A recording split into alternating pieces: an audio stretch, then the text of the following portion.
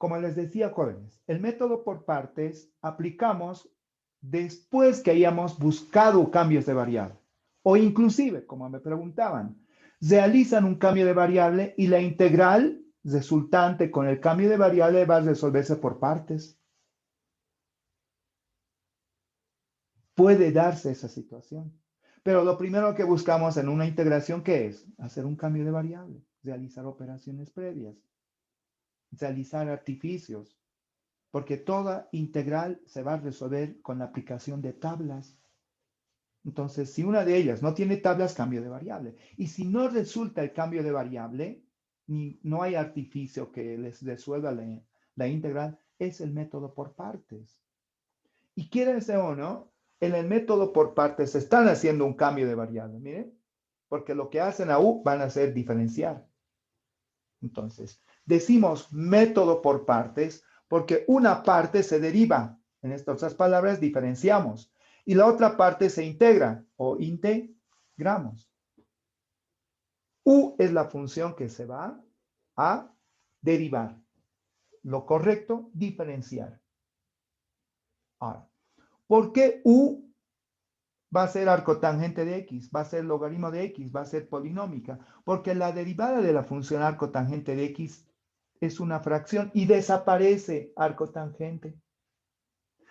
La derivada del logaritmo de X es otra función y desaparece el logaritmo. Es un quebrado, 1 sobre X diferencial X. ¿Por qué polinómica? Porque en su primera derivada disminuye en un grado. En su segunda derivada va a seguir disminuyendo. Es decir, el polinomio también se va simplificando cuanto más deriven. Ahora, no solo es exclusivo para la función arcotangente. Puede ser arco-cotangente. ¿Por qué? El diferencial de arco-cotangente, ¿sí? Su diferencial, si este es U, vean, el diferencial de U va a ser igual a menos 1 sobre 1 más X cuadrado diferencial de X. Por lo tanto, arco-cotangente ha desaparecido. Otra función inversa al coseno de X. El diferencial de arcoseno de X va a ser 1 sobre la raíz de 1 menos X cuadrado diferencial de X. Desaparece arcoseno y desaparece arcocoseno. Entonces, con prioridad, al momento de decidir qué método de solución van a aplicar y decidieron por partes, la naturaleza va a ser identificar primero U. Entonces, por ende, van a diferenciar primero. U son las funciones que al derivar se simplifican.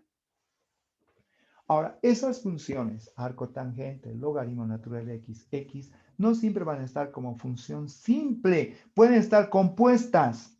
Pueden estar compuestas.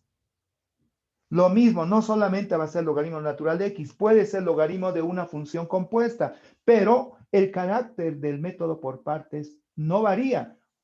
U va a seguir siendo la función logarítmica. Va a seguir siendo la función logarítmica. ¿Ya?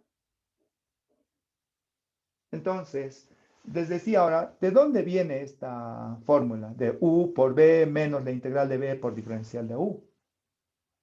Ahora, ¿por qué U tenemos que diferenciar? Porque en el otro miembro, en el equivalente, necesitamos el diferencial de U.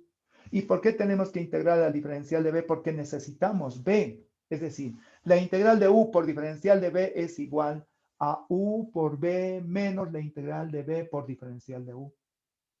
Por eso derivamos, integramos. Estábamos con esta parte de la integral de f de x, g de x, diferencial de x.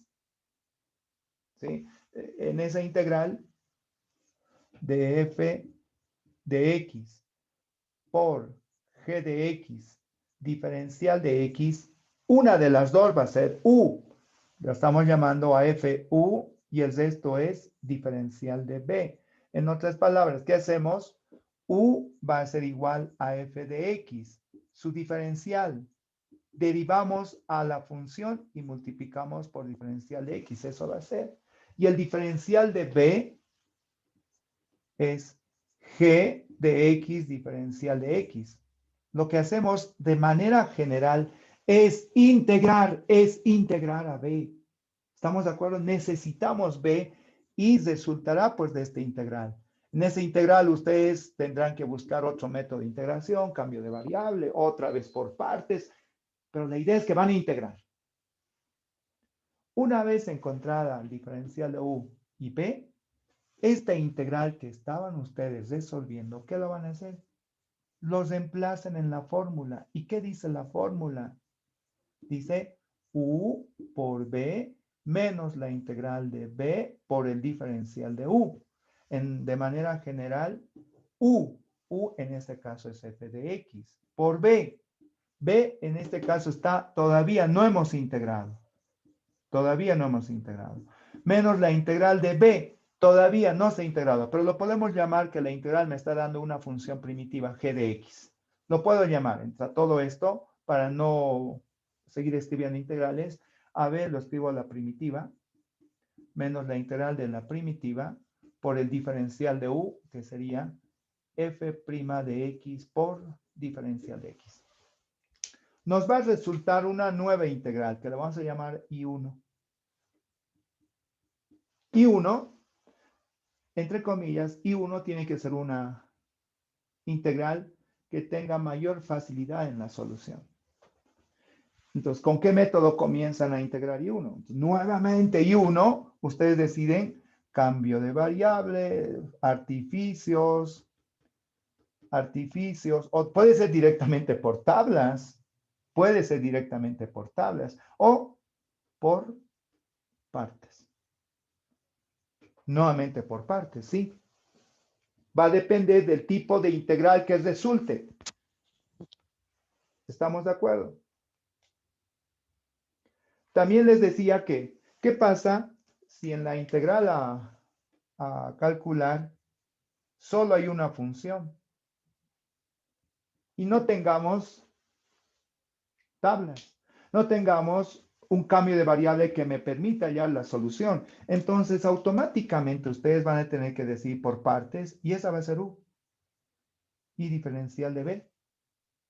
Sigue siendo esto u por b menos la integral de b por diferencial de u. Va a seguir siendo. Ya está. Ahora, también les explicaba, ¿de dónde viene esta fórmula de u por b menos la integral de b por diferencial de u? Entonces, lo que estábamos intentando en ese momento explicar era de un diferencial.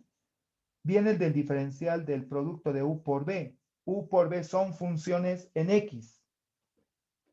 El diferencial, el primero sí, entonces el segundo no. B por diferencial de u menos, el primero no, por el segundo sí.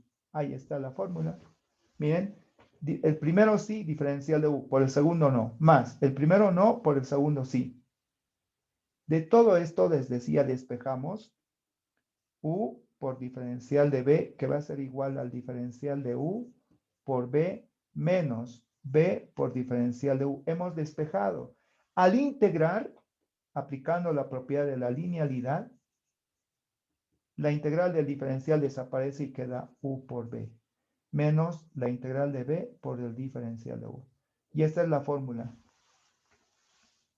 de lo que viene a ser por partes. ¿Ya? Y para culminar esta introducción del método por partes, van a haber integrales llamadas cíclicas. A la pregunta que hacía un compañero, me preguntaban, ¿U va a ser también exponencial? ¿U o G va a ser cualquiera? Sí, es cualquiera. Pero con prioridad que les he dicho, si hay algo tangente, logaritmo y x a la n, polinomio, elijan a U. Pero, ¿qué pasa? Miren, ¿qué sucede en esta integral que la escribo acá? ¿Qué va a pasar en esta integral que es e a la ax por coseno de bx diferencial de x? Observen en esa integral.